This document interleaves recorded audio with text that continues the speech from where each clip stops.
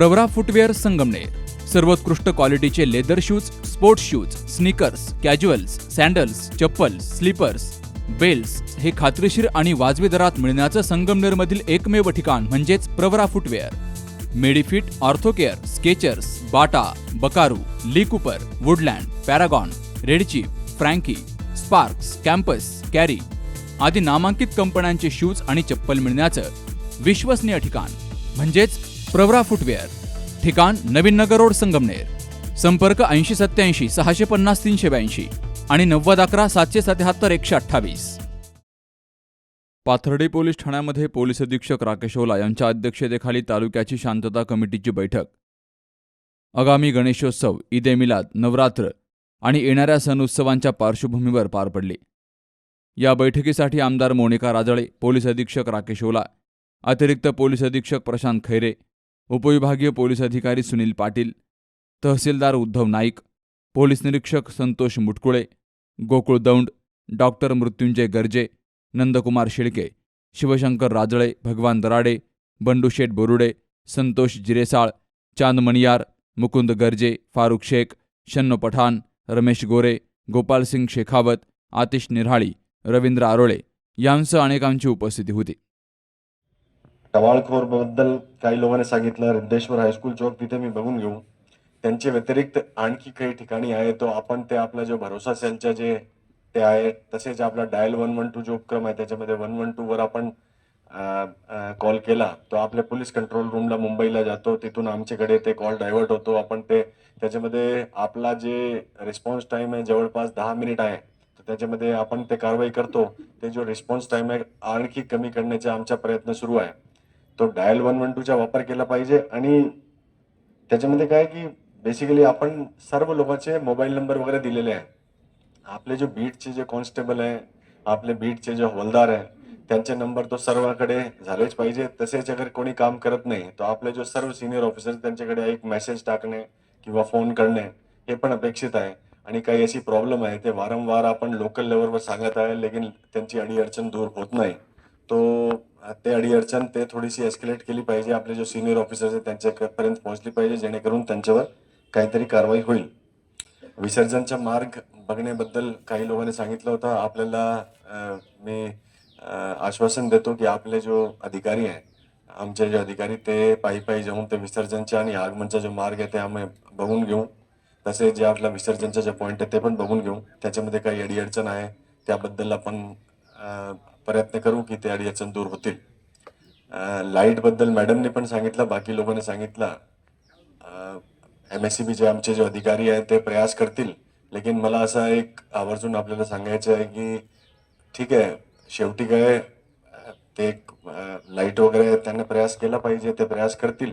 लेकिन वैकल्पिक व्यवस्था म्हणून आपल्याला जे मोठे मंडळ आहे जिथे देखावे आरास आहे आणि किंवा असा दिवस जेव्हा गर्दी खूप असते तेव्हा आपल्याला थोडीशी वैकल्पिक व्यवस्था म्हणून काही डीजी सेट किंवा आपले इन्व्हर्टर वगैरे तिथे कमीत कमी ठेवले पाहिजे. सर्व जो गणपती मंडळ त्यांनी यांची पण काळजी घेतली पाहिजे.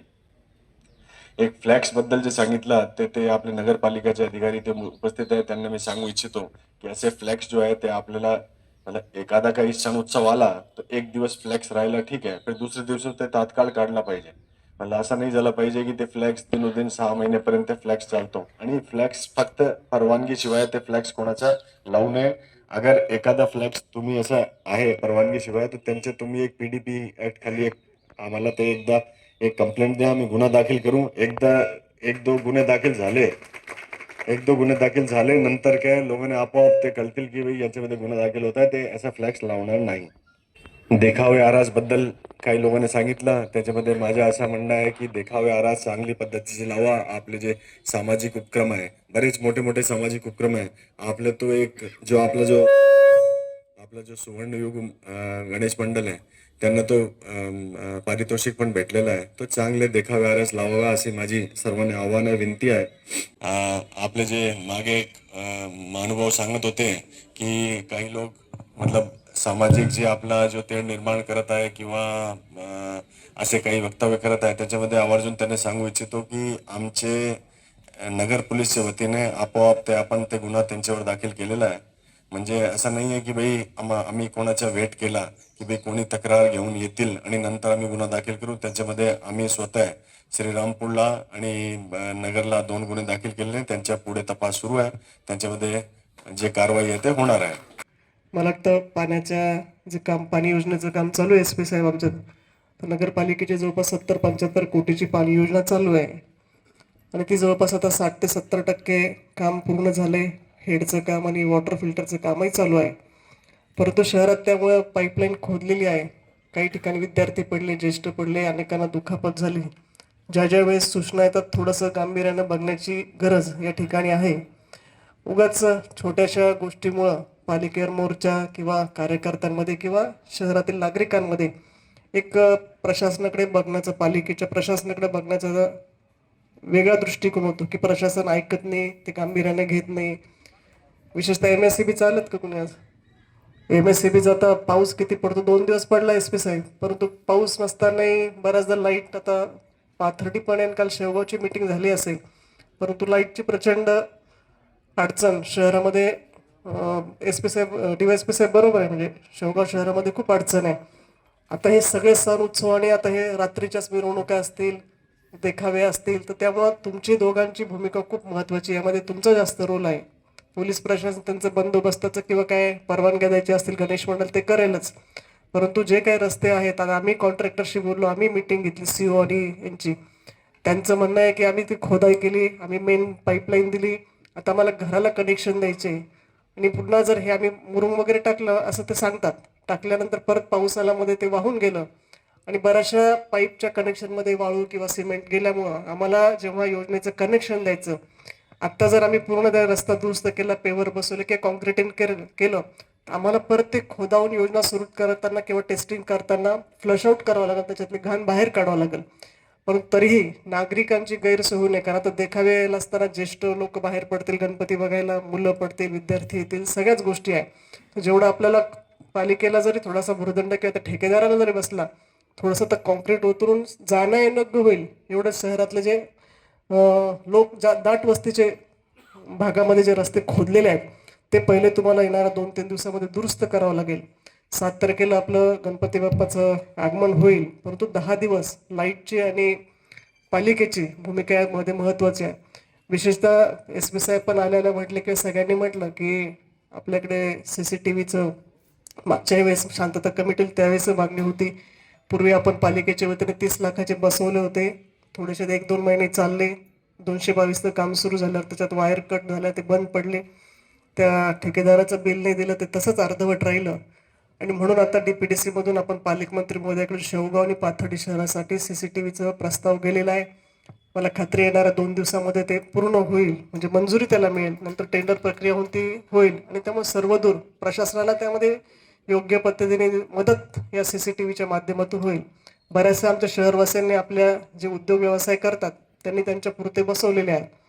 सगळ्यात जास्त पोलीस स्टेशनचा आता आपल्या PI साहेबांचा पण सन्मान केलेला, चांगलं काम आहे, निश्चित चांगल्याला चांगलं म्हटलं पाहिजे. परंतु बऱ्याचदा असं होतं की चोऱ्या झाल्यानंतर थोडंसं रिकव्हरीची साहेब खूप मोठी तक्रार या ठिकाणी आहे. आमच्या भाईने तिसगावचा उल्लेख केला की बरोबर आमचं वृद्धेश्वर चौक पूर्वी एक वेगळं होतं, परंतु आता थोडंसं ते गुन्हेगारी किंवा मुलींची छेडछाड, तिथं आमचं शाळा कॉलेजेस आहेत आणि विद्यार्थ्यांच्या अनेक घटना छेडछाडीचे प्रकार त्यावेळेस झालेले आहे. म्हणून ह्या गोष्टीकडे थोडंसं तिसगावच्या बाबतीत आपण गांभीर्याने बघितलं पाहिजे. या बैठकीत अनेकांनी नगर परिषदेकडून CCTV कॅमेरे बसवावेत, त्याचबरोबर जलवाहिनीसाठी खोदलेले रस्ते दुरुस्त करावेत, फ्लेक्स बोर्डवर निर्बंध लावावेत, रस्त्याच्या रहदारीला अडथळा ठरणारे अतिक्रमणं हे विषय बैठकीमध्ये उपस्थित झाले. तर वीज वितरण कंपनीकडून वारंवार वीज पुरवठा खंडित होत असून तो सुरळीत ठेवावा अशीही मागणी केली गेली आहे. यावेळी नगर परिषद प्रशासन, वीज वितरण प्रशासन, सहाय्यक पोलीस निरीक्षक शिवाजी तांबे, प्रभाकर भोये, महादेव गुट्टे, विलास जाधव, निवृत्ती आगरकर, गुप्तवार्ताचे भगवान सानप यांची देखील हजेरी होती. प्रास्ताविक संतोष मुटकुळे यांनी केलं, सूत्रसंचलन अजय भंडारी यांनी केलं, तर सर्वांचे आभार शिवाजी तांबे यांनी मानले. अमोल कांकरियासह मुकुंद लोहिया, सी न्यूज मराठी, पाथर्डी. पोखरकर नेत्रालय, आता आम्ही घेणार आपल्या डोळ्यांची काळजी. मोतीबिंदू, काचबिंदू आणि medical retina specialist doctor Santosh Kishor Pokharkar यांचे पोखरकर नेत्रालय. ठिकाण कीर्ती प्लाझा, एसटी स्टँड जवळ, जुने तांबे हॉस्पिटल समोर, संगमनेर. संपर्क 8108 17 63 65.